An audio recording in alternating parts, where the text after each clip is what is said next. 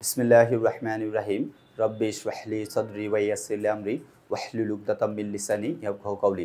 प्रिय शिक्षार्थी बंधुरा आमि मोहाम्मद मानिक रतन आबारो हाजिर हये गेलाम इजी इंग्लिश फार्स्ट पेपर बई थेके आनसिन कम्प्रिहेनशनेर सल्यूशन निये। এই পর্বে আমরা আনসিন কম্প্রিহেনশন সলিউশন শুরু করব, অর্থাৎ আনসিন প্যাসেজ নাম্বার 5 টা সলিউশন করব। আনসিন প্যাসেজ 5 এ আলোচনা আছে হচ্ছে উইলিয়াম ওয়ার্ডসওয়ার্থ, একটা খুব ইম্পর্টেন্ট একটা রোমান্টিক পোয়েটস উনি। তো এই পোয়েটসের জীবনী হয়তোবা তার কর্ম সবকিছু নিয়ে আলোচনা করা হয়েছে। সো কলিজার ভাই বোন, লেটস গেট ইট স্টার্টেড। আর বলছে read the following text carefully and answer the question number 4 and 5. বলছে read the following text and carefully and answer the question number 4 and 5. William Wordsworth was one of the most influential romantic poets. William Wordsworth অন্যতম প্রভাবশালী একজন romantic কবি। He was born on April 7, 1770 at Cockermouth, Lake District of England. ইংল্যান্ডের Cockermouth lake ডিস্ট্রিক্টে 1770 খ্রিস্টাব্দে 7 April জন্মগ্রহণ করেন William Wordsworth. When he was 8 years old, his mother died, and in the same year, he was sent to grammar school of Hawkshead. বলছে যখন তার বয়স 8 বছর তখন তার মা মারা যান এবং একই বছর তাকে গ্রামার স্কুল অফ হকসহেডে পাঠানো হয়েছিল পড়াশোনার জন্য।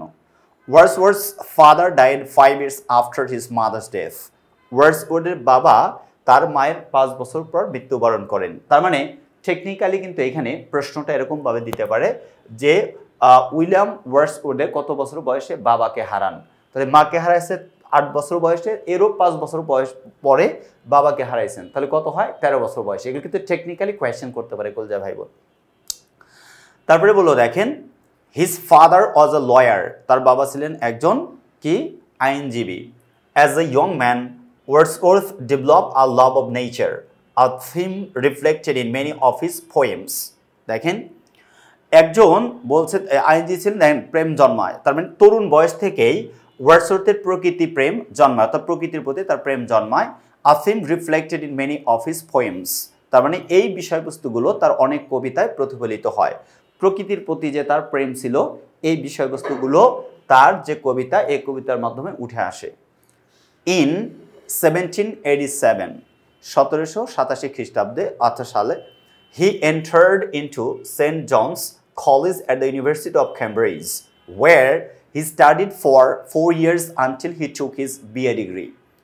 তার মানে 1787 খ্রিস্টাব্দে তার যে ক্যামব্রিজ বিশ্ববিদ্যালয়ের সেন্ট জনস কলেজে ভর্তি হন এবং বিএ ডিগ্রি পাওয়া পর্যন্ত 4 বছর সেখানে তিনি পড়াশোনা করেন। 4 বছর কোথায় পড়াশোনা করেন? বিএ ডিগ্রি পর্যন্ত সেন্ট জনস কলেজে ইউনিভার্সিটি অফ ক্যামব্রিজের অধীনে, ইউনিভার্সিটি অফ ক্যামব্রিজের সেন্ট জনস কলেজে 4 বছর পড়াশোনা করেন। In 1786, 2 sets of his verses were published, and in 1789 he finished writing the Evening Oak. তারপরে 1786 সালে তার 2 সেট কবিতা প্রকাশিত হয় এবং 1789 সালে তিনি ইভিনিং ওক লেখা শেষ করেন। তার যে একটা লেখা ইভিনিং ওক এটা শেষ করেন 1789 সালে। While studying at Cambridge University, he undertook the walking tour in France and Switzerland 1790 with his friend Robert Jones. ভালো একটা বাক্য বলছে, দেখেন কথা বলে দেওয়া আছে, একটু টেকনিক্যালি মনে রাখা ট্রাই করব, মানে অর্থগুলো। সরি, বললো while studying at Cambridge University, অর্থাৎ ক্যামব্রিজ বিশ্ববিদ্যালয়ে পড়াশোনার সময়, ক্যামব্রিজ বিশ্ববিদ্যালয়ে কি পড়াশোনার সময় তিনি কি করেছিলেন দেখেন, he undertook the walking tour in France and Switzerland in 1790 with his friend Robert Jones. তিনি তার বন্ধু রবার্ট জোনসের সাথে রবার্ট জোনসের সাথে ফ্রান্স এবং সুইজারল্যান্ড পায়ে হেঁটে আনন্দ ভ্রমণে যান, মানে ফ্রান্স এবং সুইজারল্যান্ডে পায়ে হেঁটে আনন্দ ভ্রমণে যান। তারপর in 1795 1795 সালে Wordsworth received a legacy from a close relative, and he and his sister Dorothy went to live in Dorset. Dorset 1795 সালে ওয়ারসউড এক ঘনিষ্ঠ আত্মীয়ের কাছ থেকে সম্পত্তি পেয়ে মানে ঘনিষ্ঠ আত্মীয়ের কাছ থেকে গিয়ে লেগেসি পায় সম্পত্তি পেয়ে তার বোন যে ডরথিকে নিয়ে ডরসেটে বাস করতে যান অর্থাৎ ডরসেটে তিনি বাস করেন 2 years later 2 বছর পর they moved to Somerset তারা কোথায় মুভ করেন সমারসেটে চলে যান to live near the poet Samuel Taylor Coleridge অর্থাৎ স্যামুয়েল টেইলর কলেরিজের কাছাকাছি সাথে জার্মানি মানে কাছাকাছিতে তিনি কী করেন থাকতে তার সমারসেটে যান এরপরে বললো দেখেন who was an admirer of ওয়ারসউড ওয়ার্ক যিনি ওয়ারসউড ওয়ার্কের কাজ নিয়ে অনেক বেশি প্রশংসা করতেন তিনি কী করতেন অনেক বেশি প্রশংসা করতেন আচ্ছা এরপরে বলছে দেখেন পরের লাইনে দে collaborated on lyrical ballads published in 1798 অর্থাৎ 1798 সালে 1798 সালের কথা বলা হয়েছে এখানে দেখেন লিরিক্যাল ব্যালাডস ছাপাতে একসঙ্গে কাজ করেন তারা চিন্তা করেন লিরিক্যাল ব্যালাডসটা একসাথে ছাপাবে এটা নিয়ে কাজ করেন ওকে in 1799 after a visit to Germany with Coleridge's সাথে জার্মানি ভ্রমণের পর Wordsworth's most famous poem I Wandered Lonely as a Cloud was written at Dove College in 1804 1799 সালে কলেরিজের সাথে জার্মানি সফরের পর 1804 সালে ডাভ কলেজে ওয়ার্ডসওয়ার্থের সবচেয়ে বিখ্যাত কবিতাকে I wandered lonely as a cloud এটা লেখা হয় ইন 1842 অর্থাৎ 1842 সালে he was given a government pension and the following year became a poet laureate অর্থাৎ 1842 সালে তাকে একটা সরকারি দায়িত্ব দেওয়া হয় এবং তিনি সভাকবি হয়ে যান রাজকবি হয়ে যান Wordsworth died on 23rd April 1850 1850 সালের 23 এপ্রিল ওয়ার্ডসওয়ার্থ মৃত্যুবরণ করেন and was buried in Grasmere churchyard গ্রামসইয়ার্ড বলছে গ্রামসমেয়ার এটা যে দেওয়া আছে গ্রাসমেয়ারের চার্চইয়ার্ডে তাকে সমাহিত করা হয় গ্রাসমেয়ারের চার্চইয়ার্ডে তাকে কি করা হয় সমাধিত করা হয় এই ছিল হচ্ছে উইলিয়াম ওয়ারসউথের আনসিন কম্প্রিহেনশনের প্যাসেজ আমরা তো অর্থ পড়ছি এবার আমরা এটার সলিউশনে আসব দেখেন complete the table below with information from the passage থেকে ইনফরমেশন নিয়ে আপনাকে এই টেবলটা শূন্যস্থানটা পূরণ করতে হবে পুরো প্যাসেজ উঠানোর দরকার নাই আনসার স্ক্রিপ্টে শুধু লিখবেন answer to the question number 4 লিখে এই যে রোমান সংখ্যা দিয়েছে 1 2 3 4 1 বাই 1 লিখে যাবেন ওকে ওয়ান আফটার আনাদার লিখে যাবেন হয়ে যাবে রোতে লিখবেন কিন্তু ঠিক আছে ওকে আপরাইট রোতে স্পেশালিটি উইলিয়াম ওয়ারসওয়ার্থ আচ্ছা a great English romantic poet বিশেষত্ব হচ্ছে একজন বলছে রোমান্টিক কবি মহান রোমান্টিক ইংলিশ কবি হু অথবা what event or activity where অথবা প্লেস ইয়ার অথবা ওয়েন টাইমস এসে আমরা এভাবে লিখে যাব সব কিছু ইনশাল্লাহ ওকে প্রথমটা দেখেন William Wordsworth was sent to grammar school Hawkshead কত সালে পাঠানো হয়েছিল সালটা উল্লেখ করতে হবে তার মানে ওর জন্ম সালের সাথে 8 বছর যোগ করতে হবে কেন বলেন তো ও যখন 8 বছর বয়স অর্থাৎ he lost his mother when he was 8 years old at the same year he was sent to grammar school তাকে গ্রামার স্কুলে পাঠানো হয়েছিল at the same year একই বছরে তার মানে আমাকে বুঝতে হবে আনসারটা বের করতে হবে তাহলে দেখেন 1778 আনসার কি হবে 1778 এটা যদি আরেকটু সহজ করে দেখেন এখানে একটু বলেন তো তার জন্ম সাল ছিল কত 1770 সালে অর্থাৎ তিনি 1770 সালে জন্মগ্রহণ করেন ভালো কথা এখন জন্মগ্রহণ করার পর তার যে পড়াশোনার বিষয়গুলো আলোচনা হয়েছে এখানে দেখেন বলছে 8 বছর বয়সে তাকে গ্রামার স্কুলে পাঠানো হয়েছিল William Wordsworth was sent to grammar school Hawkshead কত সাল ইয়ার জানতে চাইছে তার মানে এটা হবে হচ্ছে 1778 আনসার কি 1778 কেন 1770 তে তার জন্ম 8 বছর পরে তাকে পাঠানো হয়েছে তাহলে 70 এর সাথে 8 যোগ করলে 1778 এই টাইপের প্রশ্ন কিন্তু হবেই মানে হিসাব করতে কিন্তু ভুল করা যাবে না মানে ইংলিশ ফার্স্ট পেপারের মধ্যেও আপনাকে টেকনিক্যালি ম্যাথ ইউজ করতে হবে ঠিক কি ঠিক না okay I am just kidding come on number 2 he আমাকে শূন্যস্থান কোথায় দেওয়া আছে ইভেন্ট অথবা অ্যাক্টিভিটি জায়গায় দেওয়া আছে ডান পাশে পড়ি ওয়্যার অথবা প্লেস।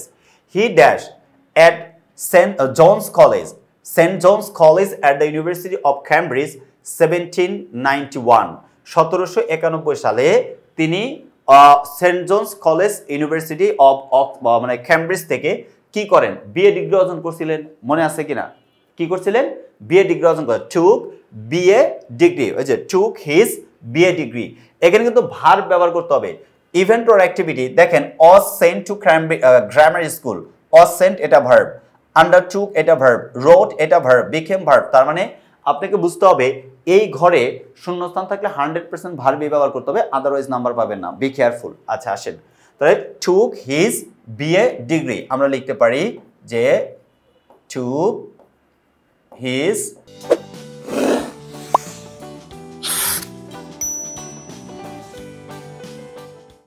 BA degree. আচ্ছা বুঝে নিন, এখানে তো আনসার দেওয়াই আছে, টুক হিজ বিএ ডিগ্রি, ভালো কথা। ওকে, ডিটা আপার কেসে হবে না, লোয়ার কেসে, ওকে ফাইন। তারপরে শূন্যস্থান দেখেন কোথায় দেওয়া আছে, শূন্যস্থান দেওয়া আছে হচ্ছে 3 নাম্বার, অর্থাৎ এর নিচে, মানে হু অথবা হোয়াট, অর্থাৎ কে অথবা কি তার কর্ম চাবে অথবা তার কথা বলবে, অথবা তার বাবার কথা বলবে, অথবা তার মানে কোলাবোরেটর যে আছে তাদের কথা বলবে। Dash undertook the walking tour France and Switzerland 1790, অর্থাৎ 1790 সালে সুইজারল্যান্ডে। তাহলে কাকে সাথে নিয়ে গেছিল বলেন তো, কে কে গেছিল? উইলিয়াম ওয়ার্ডসওয়ার্থ এবং তার বন্ধু, তার মানে William Wordsworth along with his friend. এই যে 3 নম্বরের আনসারটা দেওয়া আছে, এখানে লিখবো না, জায়গা হবে না, 3 নম্বরের আনসারটা এখানে দেওয়া আছে। দেখেন উইলিয়াম ওয়ার্ডসওয়ার্থ, কে কে গেছিলাম? William Wordsworth and along with his friend, along with his friend, তার বন্ধুর সাথে উইলিয়াম ওয়ার্ডসওয়ার্থ গিয়েছিলেন। Okay fine. তারপরেরটা বলছে 4 নাম্বারটা কোথায় শূন্যস্থান দেওয়া আছে, ওয়্যার অথবা প্লেস, প্লেস জানতে চাইছে। হি রোট হিজ মোস্ট ফেমাস পোয়েম, তার সবচেয়ে মানে বিখ্যাত কবিতা তিনি লিখেছিলেন 1804, অর্থাৎ 1804 খ্রিস্টাব্দে। কোথায় লিখেছিলেন? গল্পে কিন্তু দেওয়া আছে ডোভ কটেজে। কোথায় লিখেছিলেন? ডোভ কটেজে। তার মানে 4 নাম্বার আনসার হবে ডোভ কটেজ। 4 নাম্বার আনসার কি হবে? Dove cottage. প্যাসেজে কিন্তু দেওয়াই আছে যে তার বিখ্যাত কবিতা যেটা, ওইটা লেখেন হচ্ছে ডোভ কটেজে। Okay fine. Last but not the least, he became a poet laureate, তিনি কবিদের রাজকবি বা সভাকবি হয়েছিলেন। এখানে হোয়ার প্লেস জানতে চায় নাই, ইয়ার জানতে চাইছে। কি জানতে চাইছে? ইয়ার জানতে চাইছে। তার মানে 1843। এইটা বের করবেন কিভাবে আমি যদি আপনাদের দেখাইতে চাই, দেখেন, অর্থাৎ রাজকবি হয়েছিলেন কত সালে, এই প্যাসেজ পড়লেই আপনি বুঝতে পারবেন যে কবে রাজকবি হয়েছিলেন। দেখেন তাকে দায়িত্ব দেওয়া হয়েছিল in 1842, দেখেন in 1842 he was given a government pension and the following year, তার মানে তার পরের বছর, তাহলে সরকারি মানে ইয়া দেওয়া হয়েছিল কত, দায়িত্ব দেওয়া হয়েছিল কত সালে? 1842 সালে। the following year কি বলছে কলজার ভাই বোন? the following year, পরের বছর। তাহলে 1842 এর সাথে পরের বছর যোগ করেন, কত হয়ে যায়? 1843। এই জন্য দেখেন বলছে বিকেম আ পোয়েট লরেট, তাহলে পোয়েট লরেট কবে হয়েছিলেন? 1843 সালে। কত সালে? 1843 সালে। এই যে আনসারটা দেখেন, এর জন্য লেখা হয়েছে 1843। কি লেখা হয়েছে? 1843। এই ছিল হচ্ছে ইনফরমেশন ট্রান্সফারের আনসার, আমরা পারফেক্ট ওয়েতে করে ফেলছি। এবার 5 number, write a summary of the above passage in your own words, বলছে রাইট আ সামারি, একটা সামারি লেখেন অফ দ্য অ্যাবাভ প্যাসেজ, উপরের প্যাসেজ থেকে, ইন ইউর ওন ওয়ার্ডস, অর্থাৎ নিজের ভাষায় বা নিজের কথায়। দেখেন আমরা পড়ে দেই। এখন অনেকের মনে প্রশ্ন যে ভাইয়া আমরা যে সামারি লিখতে বলে এরা কয় পেজ লিখব? প্রশ্ন আসে না? মানে অদ্ভুত, তাই না? এটা কিন্তু আসলে অদ্ভুত প্রশ্ন, কয় পেজ লিখবো। আবার কোনো কোনো টিচার বলে দেয় অর্ধেক পেজ লিখবা। টু বি অনেস্ট, এইটার কোনো স্পেসিফিক কথা নাই কয় পেজ লিখতে হবে। এখন ধরেন এইখানে একটা লেখার সাইজ, ধরেন আপনার হাতের লেখা এত বড় বড়, বুঝছেন কথা? তাহলে আপনার হাতের লেখা যদি এত বড় হয় আর এর চেয়ে ছোট হাতের লেখা, এর চেয়ে মানে লেটারগুলো এর চেয়ে ছোট করে লেখে, যে তার লেখা কি সমান হবে? আর আমি যদি আপনাকে বলে দেই যে অর্ধেক পেজ লিখবেন, যার এই মাপের লেখা তার অর্ধেক পেজ, বুঝলাম, কিন্তু এর চেয়েও অর্ধেক করে যারা লেটার ব্যবহার করে বা ছোট করে লেখে তাদের তো মানে একটা পেজের 4 ভাগের 1 ভাগ লিখবে, তখন কি হবে বলেন তো? বিপদ আসে না? অবশ্যই। স্পেসিফিক রুলস কি জানেন? অ্যাকর্ডিং টু দ্য বোর্ড এটা রুলস হচ্ছে 1/3 অফ দ্য প্যাসেজ। একটা প্যাসেজের 1/3 মানে 3 ভাগের 1 ভাগ লিখতে হয়, 3 ভাগের 1 ভাগ লিখতে হয়। এটা একটা আইডিয়া নিতে হবে। এন্ড প্রশ্ন আবার উল্টো করতে পারেন, ভাই আমি প্যাসেজের যে প্যাসেজটা দেওয়া থাকবে আনসিন কম্প্রিহেনশন, আমি কি 1 2 3 4 এভাবে গুনবো ওয়ার্ড না লিখে? পরীক্ষার সময় এত সময় আছে, আপনি লিখতে লিখতে একটা অভ্যাসে পরিবর্তন হয়ে যাবে। বুঝতে পারছেন কিনা? এই হচ্ছে মূল কথা। দেখেন, Wordsworth was one of the most famous poets of English Romantic period. He was born in Lake District of England in 1770. Though he was born in an affluent family, he lost his parents at an early age. Two sets of his verses were published in 1786, and he finished writing The Evening Walk in 1789. He graduated from St. John's College, Cambridge in 1791. He graduated from St. John's College, Cambridge in 1791. He was greatly influenced by French Revolution. He was a friend of St. John's College. Together, they published Lyrical Ballad in 1798. Wordsworth's most famous poem, I Wandered Lonely as a Cloud, as was written at Dove Cottage in 1804. He was England's poet laureate. He was England's poet laureate. তিনি ছিলেন ইংল্যান্ডের রাজকবি। William Wordsworth ছিলেন ইংল্যান্ডের রাজকবি। এখন কি কি লিখবো? এইখানে যে আমরা লিখছি, অর্থাৎ ইম্পর্টেন্ট যে তথ্যগুলো, আমার কথা একটু মনোযোগ দিয়ে শুনেন। কখন অনেকে আবার কোয়েশ্চেন করেন যে আচ্ছা ভাইয়া আমরা কি সামারি হুবহু প্যাসেজ থেকে লিখতে পারবো? প্যাসেজ থেকে লিখবেন, বাট একদম সেন্টেন্স বাই সেন্টেন্স প্যাসেজ থেকে লিখবেন না। ধরেন একটা কমপ্লেক্স সেন্টেন্স দেওয়া আছে, ওটা ট্রাই করে সিম্পলে লিখবেন। একটা দুইটা সিম্পল থেকে একটা কমপ্লেক্স বানানোর চেষ্টা করবেন। একটা ওয়ার্ডের মানে আনবেন, ভ্যারিয়েশন আনবেন, অর্থাৎ সিমিলার ওয়ার্ড ইউজ করবেন। এবং সবচেয়ে গুরুত্বপূর্ণ যে তথ্য, এগুলি তুলে ধরতে হয় সামারিতে। ধরেন উদাহরণস্বরূপ, আপনি কোনো একটা ভ্যাকেশনে আপনার দাদু বাড়িতে গেছেন, নানু বাড়িতে গেছেন, দাদু বাড়িতে গেছেন। দাদু বাড়িতে যাওয়ার পর সবাই মিলে, আপনার দাদু বেঁচে আছে, সবাই মিলে রাতে 10টার পরে খাবার দাবার খেয়ে, ধরেন জ্যোৎস্নালোকিত রাতে অর্থাৎ মুনলিট নাইটে আপনারা মাদুর পেতে বসে সবাই গল্প করতেছেন। এই মুহূর্তে দাদুকে বললেন, দাদু আমাদের একটা গল্প শোনাও। ধরেন দাদু আপনাকে একটা গল্প শোনাইছে। আপনারা তো শহরের মানুষ কিংবা সবাই একটু ভূতের গল্প শুনতে পছন্দ করেন, এমন একটা গল্প বলছে দাদু যেটা আকর্ষণীয়। দাদু মনে করেন 100টা সেন্টেন্স বলছে। মনে রাখেন গল্পটা কত ছিল? 100 সেন্টেন্স বিশিষ্ট।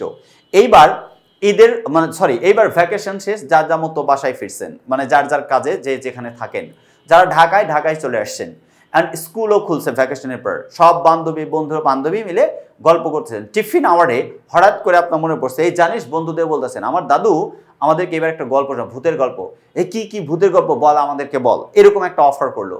তো আপনি যখন ভূতের গল্পটা বলতে যাবেন, যেটা আপনি দাদুর মুখে শুনেছিলেন, দাদুর গল্পটা ছিল 100 সেন্টেন্স। কত সেন্টেন্স? 100 সেন্টেন্স। বলেন আপনি কি হুবহু 100 যে সেন্টেন্স, এটা কি আপনি ফ্রেন্ডের কাছে বর্ণনা করতে পারবেন? Is it possible at all? Definitely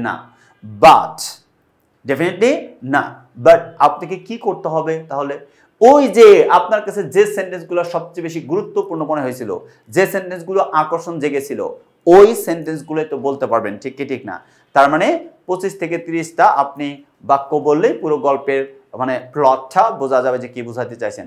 ঠিক বা একইভাবে সামারাইজটা চিন্তা করবেন। গল্পটা পড়ার পর যে সেন্টেন্সগুলো আপনার কাছে মোস্ট ইম্পর্টেন্ট মনে হয়েছে, ওই সেন্টেন্সগুলো দিয়ে আপনি সামারি লিখতে পারবেন। এই হচ্ছে সামারি লেখার একটা সিস্টেম, যেটা আমরা দেখাই দিছি। এর বাইরেও আমরা লিখছি এইটাই লিখতে হবে এমন কোনো কথা আপনার নাই। এর বাইরেও আপনি লেখালেখি করতে পারবেন, নো ওয়ারি, বাট পারফেক্ট ওয়েতে। আমি যেভাবে বললাম এগুলো অনুসরণ করলে। সো কলিজার ভাই বোন, যারা এখন আমাদের লেখা ইংলিশ ফার্স্ট পেপার বই সংগ্রহ করে নাই, অতি দ্রুত সংগ্রহ করে নিন। আল্লাহ হাফেজ। আসসালামু আলাইকুম ওয়া রাহমাতুল্লাহি ওয়া বারাকাতুহু।